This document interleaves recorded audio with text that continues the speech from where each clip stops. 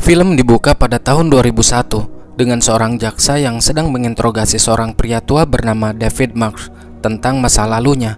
Saat ditanya mengenai ibunya, David mengungkapkan bahwa ibunya meninggal ketika dia berusia 7 tahun.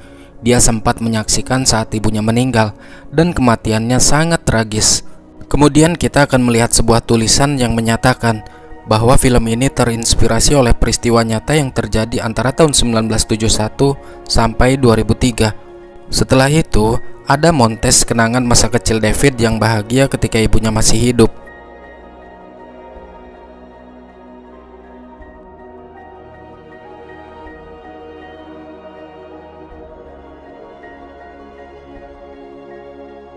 Beralih ke David muda di kota New York tahun 1971. Saat itu dia tengah bersiap untuk pergi ke sebuah pesta, tapi tiba-tiba ayahnya menelpon dan memberitahunya bahwa ada masalah di salah satu apartemen milik mereka. David sempat kesal dengan hal ini karena sudah tampak rapi malah disuruh memperbaiki pipa. Jadi memang David ini anak dari seorang miliarder. Ayahnya memiliki bisnis di bidang real estate. Meskipun dia tampak kesal, tapi David setuju untuk memperbaikinya dan dia pergi ke lokasi tersebut bersama anjingnya. Setibanya di sana, dia bertemu dengan si penyewa, seorang wanita cantik bernama Katie. David terpesona oleh kecantikannya hingga lupa dengan tujuannya datang ke apartemen itu. Katie pun merasa aneh karena yang dia panggil adalah tukang pipa air. Kenapa yang datang seperti bukan tukang pipa? Face-nya handsome, pakaiannya rapih mengenakan jas. David mulai memeriksa saluran pipa tersebut dan menyadari bahwa pipa itu bocor, tapi dia tidak tahu cara memperbaikinya. Dia meminta maaf kepada Katie dan menyarankan agar Katie memanggil tukang pipa sungguhan. Iseng-iseng dia mengundang Katie ke sebuah pesta yang akan dihadirinya. Namun secara mengejutkan, Katie menerimanya tanpa ragu.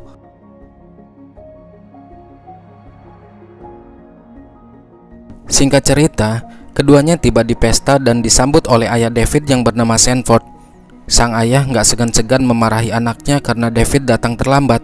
Terlebih David datang bersama seorang wanita yang tidak dia kenal, yang berpenampilan sederhana. Sanford menyapanya dengan ekspresi wajah dingin. Setelah itu, sang ayah memperkenalkan David kepada senator dan wali kota. Nah, dari sini kita tahu bahwa Sanford adalah seorang taipan real estate yang kuat, yang memiliki banyak properti di New York.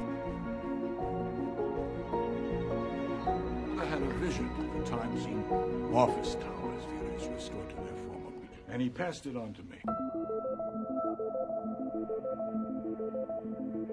Katie dan David meninggalkan pesta lebih awal. Katie mengungkapkan ketidaktertarikannya terhadap bisnis ayahnya di bidang properti. Dia justru lebih tertarik untuk membuka toko makanan kesehatan. Katie mengungkapkan hal ini barangkali saja idenya bisa diterima oleh David untuk membuka bisnis toko makanan.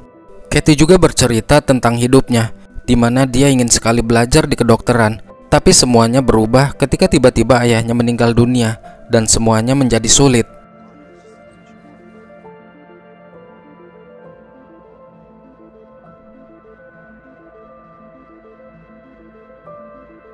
Seiring berjalannya waktu, hubungan mereka berdua semakin dekat dan saling mencintai satu sama lain. Mereka memutuskan untuk tinggal bersama, pindah ke wilayah Vermont. Di sana mereka membuka toko makanan kesehatan sesuai keinginan Katie yang bernama All Good Things.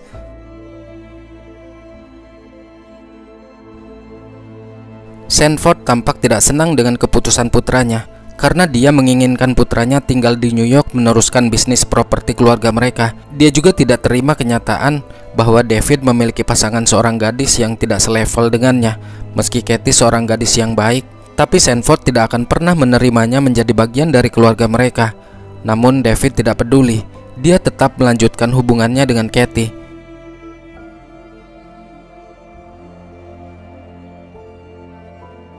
Adegan berikutnya, David pergi mengunjungi keluarga Katie dan terkesan dengan kesederhanaan mereka. Dia merasa sangat bahagia melihat mereka semua begitu kompak dan penuh kasih sayang, karena suasana seperti ini tidak pernah dia dapatkan di keluarganya.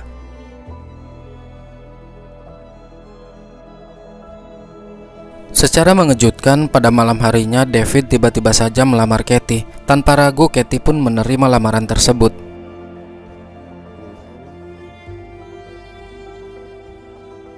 Beberapa hari kemudian, pasangan itu pun akhirnya menikah dengan penuh kebahagiaan. Tetapi tampaknya Sanford masih tidak terima dengan situasi tersebut. Di suatu ketika, mereka berempat, yaitu Kathy, ibunya Kathy, David, dan Sanford, ayah David, melangsungkan makan siang bersama di sebuah restoran. Meski menjadi orang terkaya, namun Sanford menyuruh ibu Kathy yang membayar makanan itu.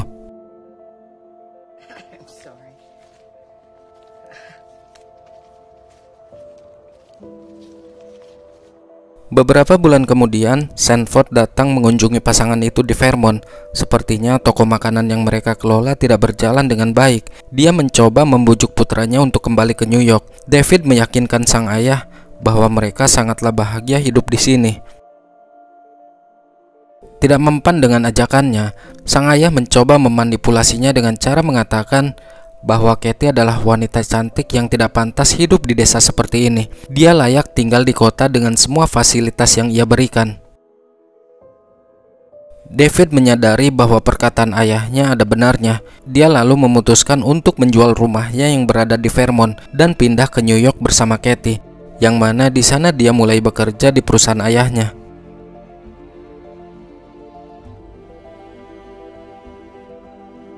Kakek David memiliki tanah di pusat kota New York. Keluarganya membangun berbagai macam pusat perkantoran dan gedung untuk disewakan. David diberi tugas menjadi orang yang mengelola administrasi dari semua yang menyewa tanah milik keluarganya. Di sini David segera menyadari bahwa bisnis keluarganya tidaklah glamor seperti yang digambarkan ayahnya, karena ternyata sebagian besar properti mereka disewakan kepada perusahaan-perusahaan ilegal, seperti bioskop film-film dewasa, bar, dan rumah bordil. Setelah bekerja selama beberapa waktu, David memberi kejutan kepada Kathy dengan sebuah apartemen mewah di tengah kota. Tentu saja hal itu membuat Kathy merasa sangat bahagia. Melihat kondisi mereka saat ini yang bisa dikatakan cukup mapan, Kathy lalu bertanya, apa pendapatnya tentang memiliki anak. Namun karena beberapa alasan, pertanyaan ini membuat David sangat kesal dan meninggalkan Kathy dalam kebingungannya. Malam berikutnya, pasangan itu menghadiri sebuah pesta. David di sana bertemu dengan sahabat semasa kecilnya yang bernama Deborah, dan tampaknya mereka sangatlah dekat. Ketika David sedang berkumpul dengan teman-temannya yang lain, Deborah bercerita mengenai masa lalu David kepada Kathy, bagaimana ibunya melompat dari atap sampai tengkoraknya pecah. David melihat langsung kejadiannya, hingga membuatnya benar-benar trauma dan bersembunyi di bawah meja selama beberapa minggu. Setelah 1 minggu, dia akhirnya keluar, tapi anehnya sikap dia seolah-olah tidak terjadi apa-apa. Pengungkapan itu mengejutkan Kathy, karena dia sendiri tidak tahu tentang masa lalu traumatis suaminya. Beberapa bulan kemudian, pasangan itu membeli rumah di dekat Danau Westchester untuk menghabiskan liburan di akhir pekan mereka. Mereka mengadakan pesta pindah rumah dan mengundang banyak orang, termasuk teman dan keluarga mereka. Setelah semua orang pergi, Kathy mengejutkan David. Dia mengatakan bahwa dirinya kini tengah hamil. Seperti yang kita duga, dia tidak terima kabar itu dengan baik dan menjadi marah.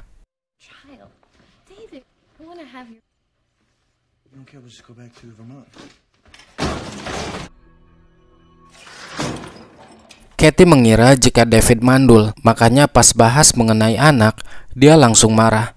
Namun bukan itu yang David maksud, melainkan dia belum siap untuk memiliki anak, karena dia merasa belum bisa menjadi ayah yang baik. David gak mau kelak anaknya memiliki mental seperti dirinya yang kurang kasih sayang. Mereka berdua mengobrol. David mengatakan bahwa dia bersedia melakukan apapun yang Kathy minta, tapi tidak dengan yang satu ini, yaitu kehamilan. Esok harinya, Kathy yang frustasi pergi ke klinik untuk menggugurkan bayi yang ada di kandungannya. Namun di tengah jalan, David melihat beberapa polisi yang sedang menggerebek rumah bordil yang disewakan di salah satu properti mereka. Dia segera menelpon ayahnya dan memintanya untuk menagih uang sewa dari gedung lain. Sebelum polisi tiba di sana, David tidak bisa menagih uang itu karena dia akan membawa Kathy ke suatu tempat.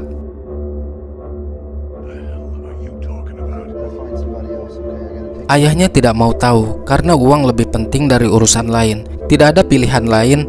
Akhirnya dia pun menyuruh Kathy untuk pergi sendirian ke klinik, sementara dirinya akan menagih uang sewa.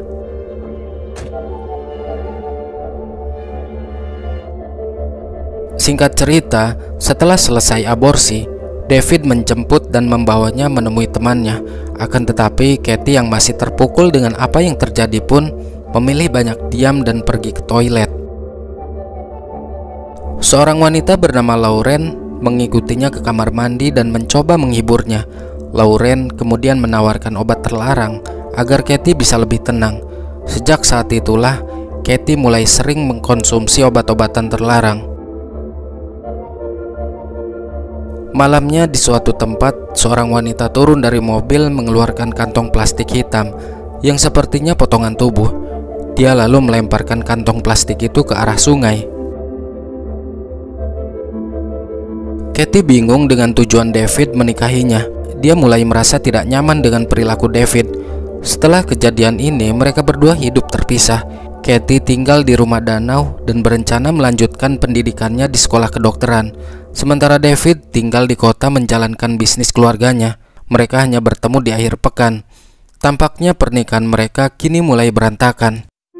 Suatu hari saat berada di rumah danau, David memeriksa surat dan menemukan bahwa Kathy telah diterima di perguruan tinggi kedokteran. Kemudian Kathy datang dan mendapati surat tersebut sudah dibuka. Kathy merasa sangat bahagia karena cita-citanya yang selama ini ia inginkan berhasil Kathy dapatkan. Entah apa yang ada di pikiran David. Bukannya senang istrinya bisa diterima di fakultas kedokteran, dia malah tampak kecewa dan pergi berenang ke danau untuk mengambil perahunya yang dicuri orang lain.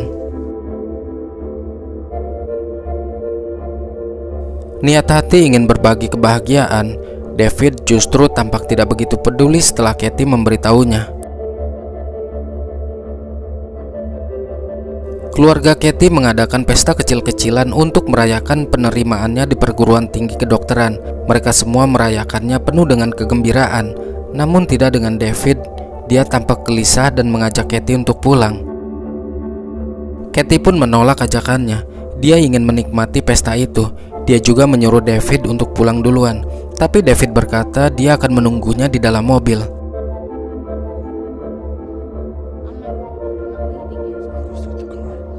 Beberapa saat kemudian, ketika Kathy belum juga menyusulnya ke dalam mobil, sontak membuat David sangat marah. Dan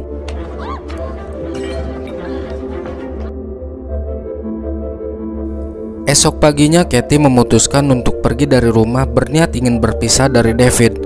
Namun David mengingatkan bahwa jika dia pergi, maka dirinya tidak akan memberi uang sepeser pun. Intinya David mengancam seperti itu agar Kathy tidak pergi dan mempertimbangkannya kembali keputusan tersebut. Tidak ada pilihan lain bagi Kathy selain mempertahankan hubungannya bersama David daripada sekolah kedokterannya harus terputus. Esok harinya Kathy curhat mengenai masalahnya kepada Lauren di sebuah restoran. Jadi Lauren ini sebenarnya istri dari teman David. Saat itu pelayan memberitahu Kathy bahwa kartu kreditnya tidak bisa digunakan lagi. Kathy sadar itu adalah ulahnya David yang memblokirnya. Karena hal itu tentu saja membuat Kathy merasa malu. Tapi untungnya Lauren yang pengertian membayar tagihan tersebut. Setelah dari restoran, mereka berdua pergi menemui pengacara. Di sini Kathy menjelaskan bahwa dirinya ingin menceraikan suaminya dan bagaimana caranya agar dia bisa mendapatkan uang, mengingat biaya kuliah kedokteran cukup mahal. Pengacara itu mengatakan bahwa keluarga David sudah mengatur aset mereka secara rapi. Jika Kathy menceraikan David, maka Kathy tidak akan mendapatkan harta sepeser pun dari mereka. Keluarga mereka sudah melakukan hal ini sejak lama untuk menghindari dari perceraian dan pembagian harta warisan. Jadi, satu-satunya agar Kathy bisa mengakses harta mereka yaitu dengan cara mempertahankan pernikahannya.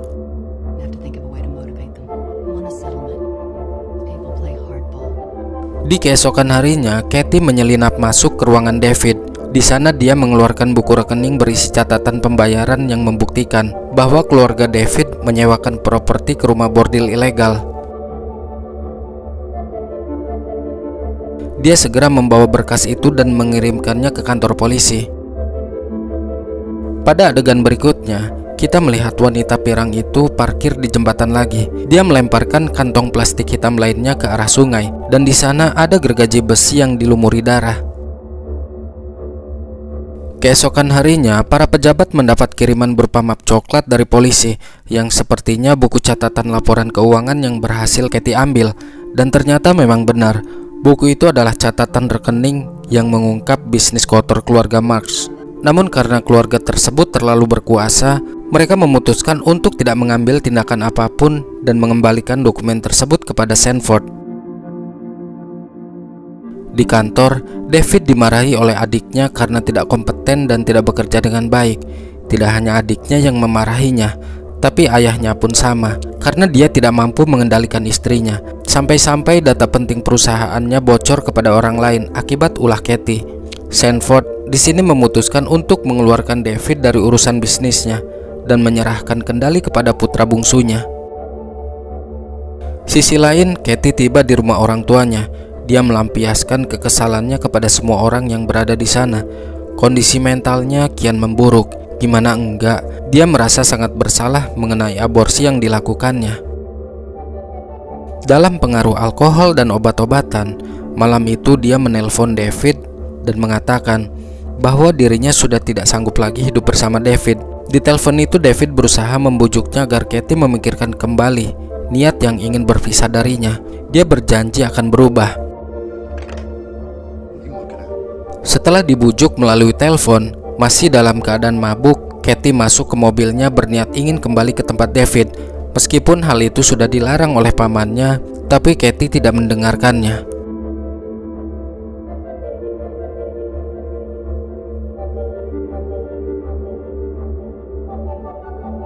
Setibanya di sana, David menyambutnya dengan baik dan bertanya, apakah Katie sudah makan? Katie bertanya tentang anjingnya. David menjawab bahwa anjingnya telah dia kunci di dalam kandang karena menggigitnya.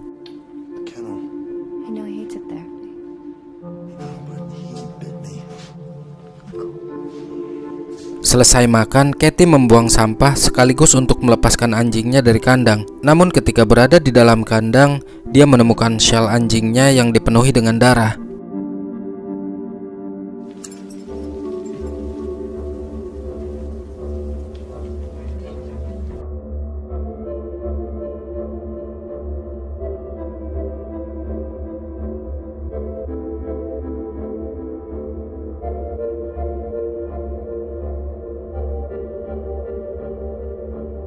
Tidak berselang lama, tetangga mereka mendengar suara dentuman keras yang berasal dari rumah David.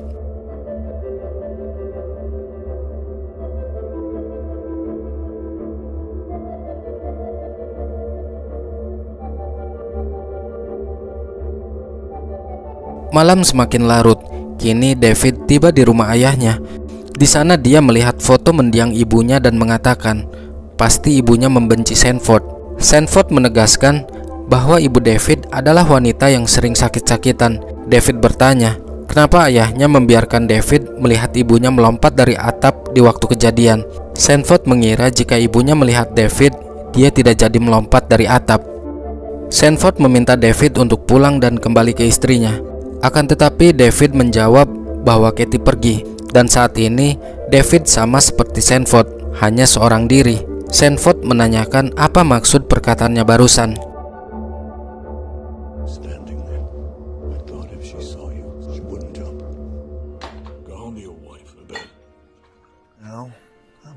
Talking about.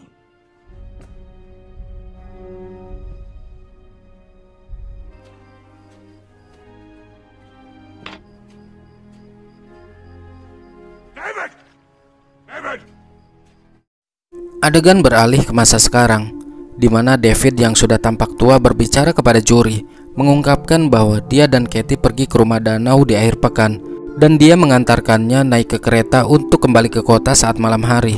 Itulah terakhir kalinya David melihat Katie. Dia menegaskan bahwa dirinya tidak terlibat dalam hilangnya Katie. Katie dinyatakan menghilang pada tahun 1982 dan tidak pernah ditemukan.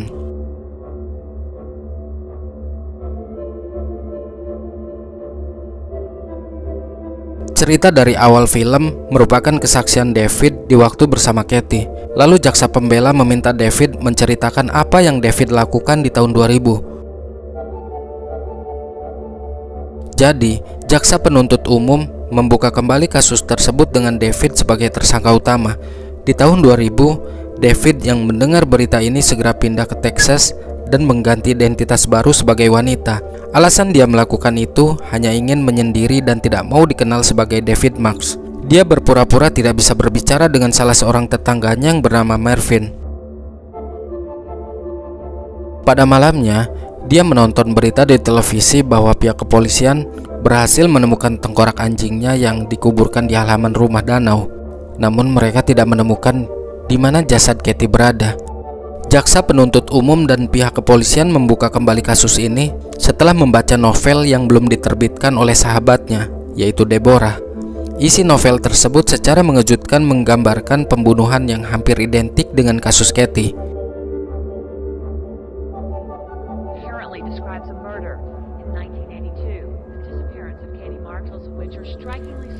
Seiring berjalannya waktu, dia dan Mervyn tetangganya mulai akrab. Mervyn akhirnya tahu jika David bukanlah seorang wanita berambut pirang yang bisu, melainkan menyamar sebagai wanita bisu.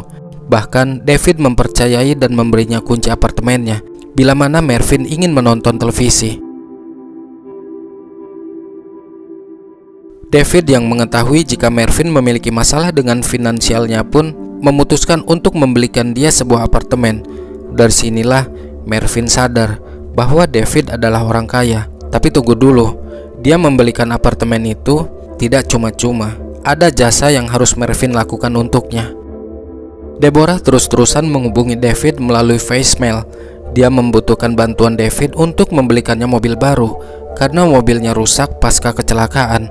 Namun David tidak sedikit pun meresponnya. Karena hal itu Deborah mengancam akan memanggil polisi. Jadi sepertinya dia tahu kejahatan yang telah dilakukan oleh David.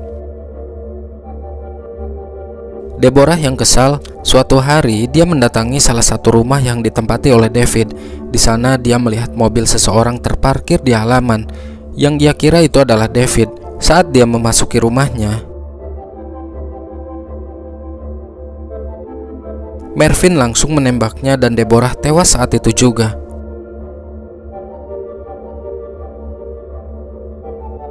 Mervyn kemudian pergi ke motel terdekat dan menelpon David untuk memberitahu bahwa dia sudah mengurus semuanya.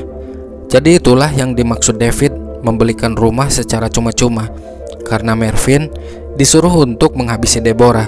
Alasannya sih sepertinya Deborah ini adalah saksi kunci utama atas hilangnya Katie. Tapi apakah benar David membelikan rumah untuk Mervyn?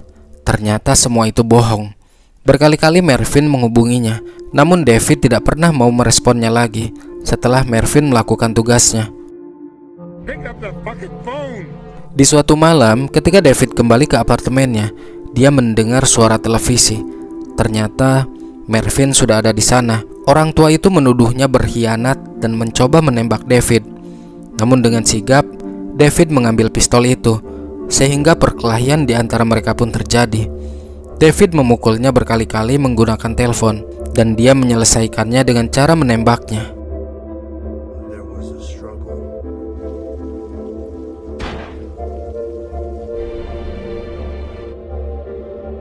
Kembali ke ruang sidang, David mengklaim bahwa dia menghabisi Mervyn dengan terpaksa. Dia mengarang cerita bahwa lelaki tua itu diusir dari apartemennya dan menuntut agar David mau menampungnya. Namun saat dia menolak, Mervyn malah marah dan mencoba membunuh David. Saat itu dia berpikir mungkin tidak ada seorang pun yang mempercayainya. Makanya dia membuang jasad Mervyn. Ternyata wanita berambut pirang yang berada di jembatan adalah David. Dia membuang jasad Mervyn ke sungai. Tapi untuk Deborah, dia menyangkalnya. Jaksa penuntut kemudian bertanya, apakah kematian Deborah ada kaitannya dengan hilangnya Katie? David menjawab tidak. Adegan flashback ke tahun 1982. Pada pagi hari setelah hilangnya Katie, saksi mata melihat seseorang yang mirip dengan Katie sedang melakukan panggilan telepon di apartemen David di New York. Selesai melakukan panggilan, dia masuk ke dalam taksi. Dan ternyata guys, itu adalah Deborah menyamar dengan wig pirang dan mengenakan pakaian Katie. Tujuannya untuk mengelabui saksi mata yang melihat bahwa memang benar saat kejadian Kathy menghilang, posisi Kathy sudah berada di New York, sementara David berada di rumah danau. Jadi dia dengan percaya dirinya mengatakan jika dirinya tidak ada kaitannya dengan hilangnya Kathy. Adegan beralih ke malam kejadian ketika David pergi menemui ayahnya. Sanford mengikutinya keluar, menanyakan apa maksud perkataannya barusan. Ketika sang ayah membuka bagasi mobil David, dia dihadapkan dengan sebuah pemandangan yang sangat mengerikan. Di sini kita tidak diperlihatkan apa isi bagasinya. Mungkin saja itu adalah jasad Kathy. Akhir kisah dijelaskan pengungkapan kesaksian David dalam persidangan atas pembunuhan Mervyn adalah bentuk pembelaan diri, dan dia dinyatakan tidak bersalah. Namun dihukum hanya 9 bulan penjara karena telah membuang jasadnya ke dalam sungai. Tidak ada seorang pun yang didakwa atas pembunuhan Deborah. Hilangnya Kathy masih belum terpecahkan hingga film ini dibuat. Film ini dirilis tahun 2010. Nah, saat itu kasus hilangnya Kathy dan kematian Deborah belum terpecahkan. Namun sesuatu yang mengejutkan terjadi di saat David, atau saya sebut nama aslinya aja ya, yaitu Robert Dars, sedang melakukan syuting untuk sebuah film dokumenter yang berjudul The Jing. Robert break sebentar pergi ke toilet, dan di toilet itulah secara tidak sadar mic clip-on yang masih terpasang, dia berbicara sendiri dan mengakui bahwa dirinya lah yang menghabisi semua ketiga korban itu, termasuk sahabat dan istrinya. Akhirnya atas pengungkapan yang tidak sengaja itu, dia ditangkap pada tanggal 14 Maret tahun 2015. Di tahun 2021, Robert dinyatakan bersalah atas penghilangan nyawa sahabatnya. Beberapa hari kemudian, dia kembali didakwa atas kasus kematian istrinya sendiri. Robert divonis hukuman seumur hidup. Namun bulan Januari tahun 2022, Robert is dead di umurnya yang ke-78 tahun di dalam penjara. Dan untuk jasad istrinya sampai saat ini pihak yang berwajib belum menemukannya karena Robert keburu mati.